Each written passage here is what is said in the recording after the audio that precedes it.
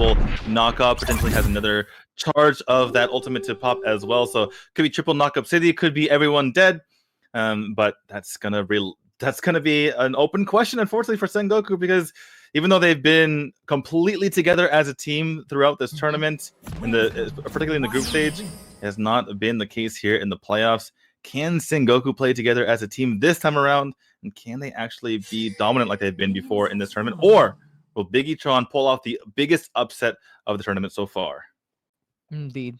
These are all the questions that we have in mind coming into game number 3. And a lot of expected has been broken. D2, we are expecting a Sengoku Gaming with a dominance performance from group stages and the qualifiers to really dominate this specific matchup against Bigetron. But Bigetron has proven us wrong, going in for game number 3 with a 1-1 situation right now. It's do or die for both of these teams. Yeah, it's a very small thing, but you see that Slash Moon and Digiball are helping out Hawk. They realize that the clear speed is extremely slow for that Wukong. So, it's right in the beginning of the game, but it is after how much it struggled in previous games, it is nice to see that Sengoku Gaming here is making sure to play as together as possible. Going to be helping out Hawk in that regard. We have a bit of a switch up here with Sengoku.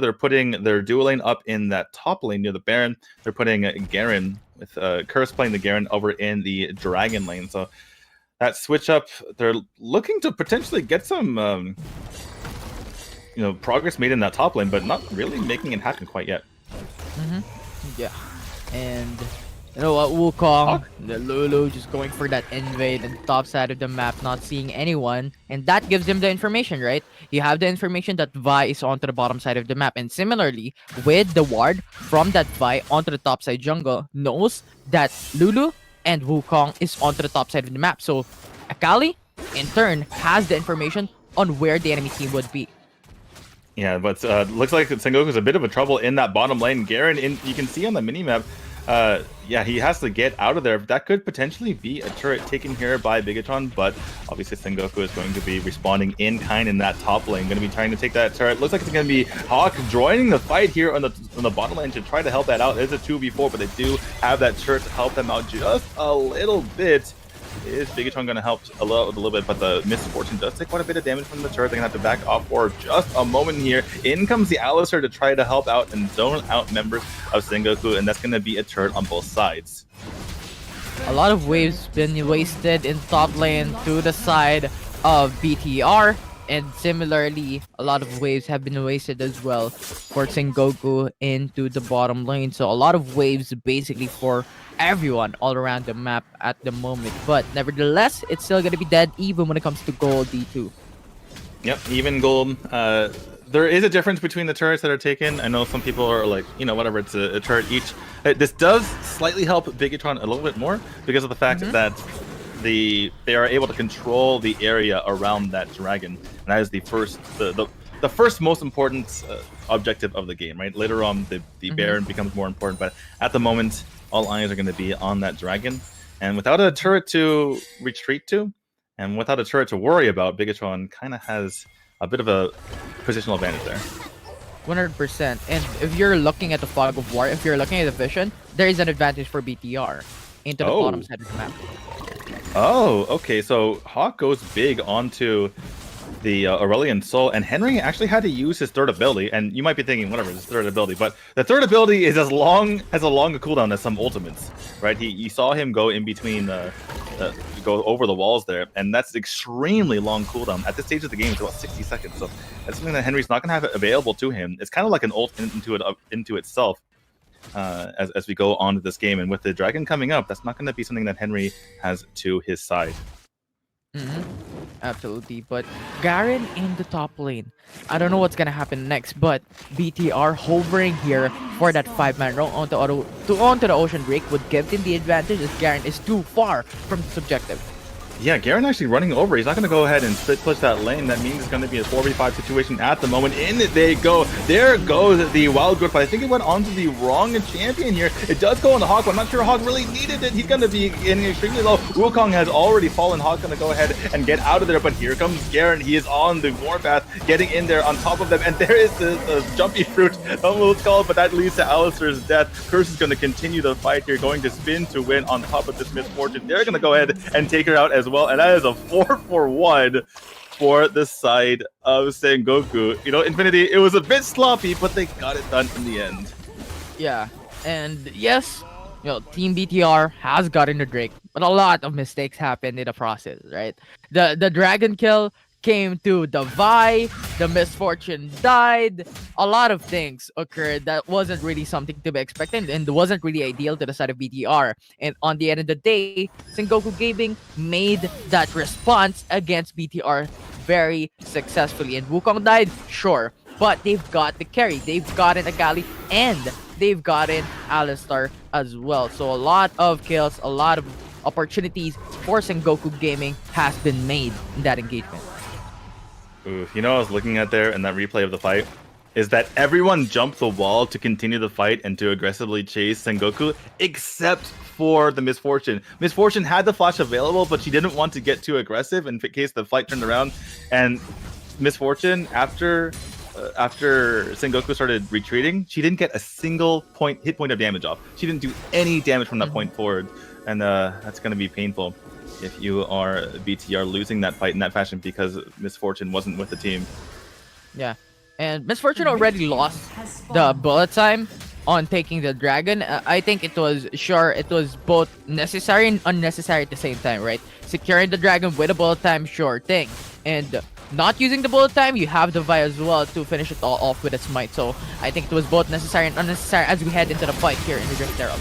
Yeah, there was a big engage coming out there. There's a bullet time coming out from Dewa trying to get some massive damage, but the Alistar has already fallen. Multiple members extremely low. Lulu trying to run away. So too is Rush, very low, trying to get away from this fight. That's already 3 kills going their way. A bit aggressive is the Lulu. She's going to go ahead and fall. Hawk making this happen. Garrett does fall. Are they going to be able to do it? No, he falls. Hawk falls in the end. That is a 3-for-3. Not sure that they were together. It's because they jump over to try to take this turret. Oh my goodness. Ah! Okay, Henry, can he make this happen? Rush has to burn his flash and make sure that happens. Akali is on the chase as well. Henry trying to go for it. The honey fruit's going to go for as Rush. Does he have his clone? Clone's a pretty high cooldown. I'm not sure he's going to be able to get it off. He does get it off right there. It gets a little bit of a shield here from Dejuo and is going to be able to get out of there safely. At the end of the day, I believe that was a 3-for-3. The weird part was the 3 kills came immediately for Sengoku, and then all the last 3 kills came for Bigetron. Yeah. And I think it was smart for Sengoku to go mid lane, go for the response against the turret, because Team BTR already they could have won the fight. They could obviously they had like 1 health, and they're like, okay, we can't do anything here. We might as well take the turret. And you know, in the end, it's in hindsight, well, I don't even know. It looked good at the time, but if they just did 1 point of damage at the end, it would have been all the difference. Absolutely. And I think it was just amazing of BTR when you're thinking of like synergies. Like you have these places, and that Gragas ult just splits the enemy team all together, right? I think it wasn't as great as we've expected it to be, but it's still something that you could do against the enemy team. And when that occurred, Team Blue was just let's just go to the turret, get some response. Either ways, we just lost the Rift Herald, right? Yeah. You know what's funny? So, massive ult by Gragas, but a counter massive play there from the Alistar as he was able to get knocked up, but let's talk about that later. Big bullet time coming out, but that's going to be countered by the Hawk, pushing them back with his own ult. The Akali is extremely low. Are they going to get the kill on that side? No, it's going to be instead the Garen going extremely low. Vi does fall as well. It's a 1-for-1 for either side. All members are kind of trying to run away. It looks like the Lulu is going to potentially die to the combination of the Aurelion Soul and the Misfortune does go down in the end. And that's it. Looking at the carnage at the end of that, looks like it's a 3-for-2 in favor of Bigetron. Hawk gonna just go ahead and go back to lane. So Bigetron coming out ahead in that fight. They get the dragon. They get a 3v2 victory for themselves. Or did they? Wait, I'm actually getting confused. Who took the first dragon? Who took the second dragon? I forgot. For the first dragon, I think it was BDR. I think. Yeah. Oh, okay. So Sengoku actually took this one. Okay, my head's spinning, guys. It's it's been a crazy series. But yeah, so thank you, Dave, very much. Bigetron took first one, and that actually went to the side of Sengoku. So pretty even fight in the end. In that case, 3v2 in kills for Bigetron, and the dragon going over to Sengoku. Yeah, I like what's happening right now, right? It's just so close of a fight, and yes, the 2K Goldie is going to the side of Sengoku Gaming, but it's still that close. Like the turrets taken is just 3-2. It's just minute difference that could potentially scale out later on, but that is something that BTR needs to stop. Yeah, we have a clash over in the bottom. Dave, help us! Help us! No! I know you want to talk about the Baron, but people are dying. I could totally see Dave like talk about the Baron. Talk about the Baron. Like, no, they're fighting. Anyway, 2 go down in the end. Vi and Alistair, as it looks like no one is even damaged on the side of Sengoku. They're going to jump straight onto this Baron, but it's a risky endeavor. As you can see, Henry is in the area. So too is Dewa trying to get on here. It's a very risky situation. You see Vi and Co just spawning right now. Can they get it? It does go over the smite coming Rush's way. And they're going to be potentially on the chase as well. They take down the Akali as they turn their attention over to the multiple other members here. Rush, he gets away in the end. That was just flown over on the top side of your screen. And Sengoku, having taken what they want, they got the Baron, they got the kill. They're going to get on out of here. Infinity, I don't know. I'm not sure about that call from BTR trying to challenge that. They didn't have their jungler there. I think it was too greedy, right? Sure, Akali could go in, Misfortune could go in, but what's next? There's no smite. What could you do to steal the Baron? And sure, you could maybe skill it out. You could just go for skill shots, but is it really gonna be enough against a smite? The smite has secured like 1k damage against the Baron, right? Aside from, you know, the randomized damage output coming in from the side of BTR with the Akali, with the Misfortune and the Aurelion Sol. And on top of all that, the Misfortune and the Aurelion Sol wasn't even there when Akali went in because of the Gragas zoning out the enemy team. So it's just a matter of wrong decision making coming in from BTR from that Akali. Yeah, it seems like maybe they could have had one person be annoying, and then the rest kind of take turrets, or maybe all 3 go take turrets while that's happening. It just seemed like a waste of their time here, but that is all in the past as Sengoku are starting to push into Bigetron. This is the first time they've had the lead in the late game, Infinity. Every other game they've been behind and had to try to come back. In this case, they are the ones pushing into the turrets. Can they make it happen? Hog trying to be quite as annoying as possible. Rush helping out as well, trying to take down this mid turret. The bottom lane is nearly bare as only the inhibitor turret is left standing, and it is down to 2 ticks left.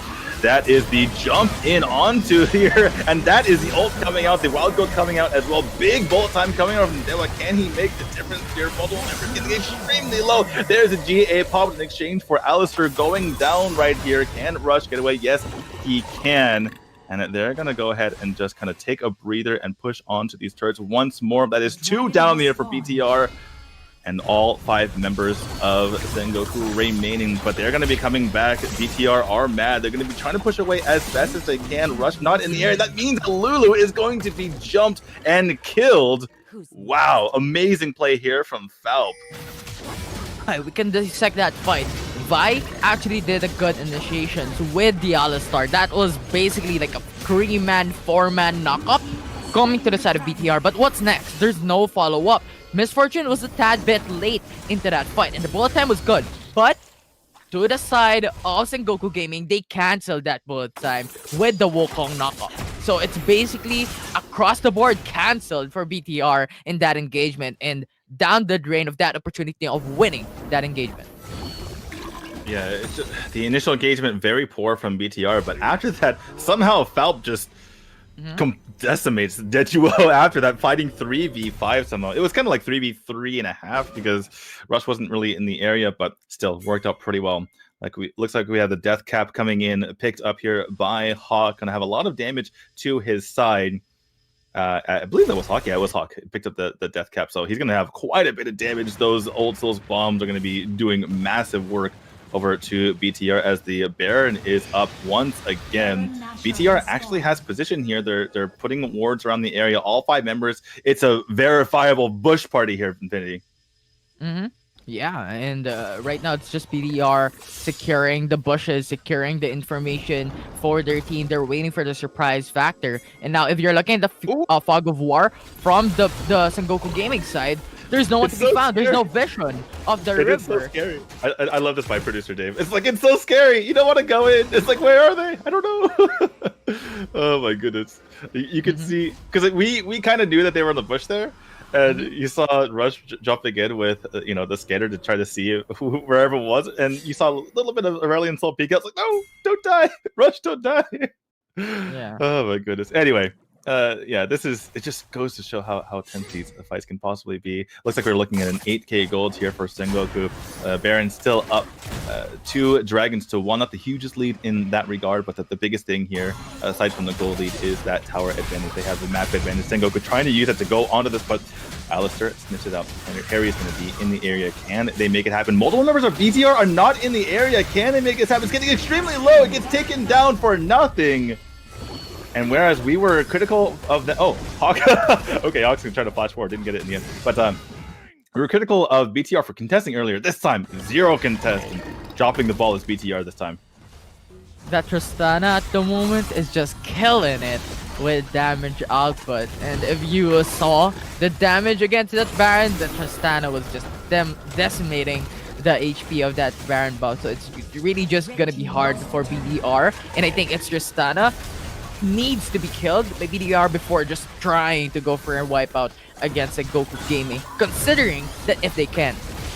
Oh my goodness, look at the damage coming out from Hawk. So much going on to them. But the flash forward from the Alistair, he gets taken out in a matter of seconds. There's going to be the engage coming out from BTR, but I don't know if they can make this happen. The turret's falling lower. The mid-range turret is already down. All turrets are down for BTR, and Sengoku are continuing to make that push. And Hawk just obliterate his opponents there. 3 are already down, and this has to be it. They're pushing down onto the Nexus. The GA is popped for misfortune, and that is it. That is the series. Sengoku overcome a spirited effort from Bigetron and take it 2-1. Executions of Sengoku was actually pretty good, and look at that. The Tristana, yes, it's just a 1-0-14, but it's no deaths has been made onto this Tristana. Tristana was just having the life of his lifetime, right? Onto that game, getting a lot of gold, getting a lot of assists, and in turn being very dominant, very powerful when it comes to the late game. That 14k damage dealt. But what's actually surprising here is that Hack did more damage than the Tristana and even the Wukong, getting that 21k damage against the enemy team.